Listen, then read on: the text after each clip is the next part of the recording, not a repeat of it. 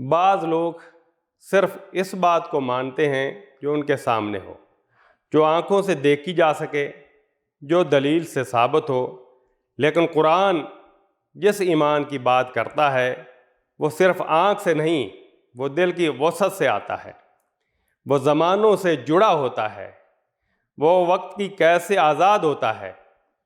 ایمان صرف آج پر نہیں ہوتا، وہ ماضی کو مانتا ہے، حال میں جیتا ہے اور مستقبل کی جواب دہی پر قائم ہوتا ہے۔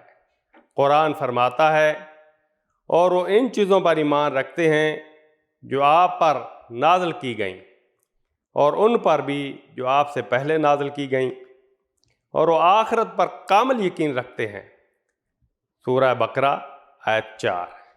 یہ آیت بتاتی ہے کہ جو دل ہدایت کے لائق ہوتے ہیں وہ صرف اپنے نبی کو نہیں مانتے، بلکہ وہ تمام نبیوں اور ان کی کتابوں کو بھی سچ جانتے ہیں۔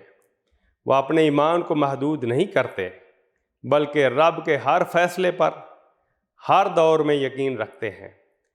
اور آخرت وہ آخری منزل جس پر یقین انسان کو گناہوں سے روکتا ہے، دل میں خوف بٹھاتا ہے، عمل کو خالص کرتا ہے، یہ وہ دل ہوتے ہیں جو ہر وقت جانتے ہیں کہ ایک دن رب کے سامنے کھڑے ہونا ہے۔ یہ یقین ان کی زبان، عمل، سوچ سب کچھ بدل دیتا ہے۔ اے اللہ، ہمیں وہ دل عطا فرما جو ہر وحی کو سچ مانے، ہر نبی کو اپنا نبی جانے، اور آخرت کو ایسے مانے جیسے وہ آج کا دن ہو۔ آمین۔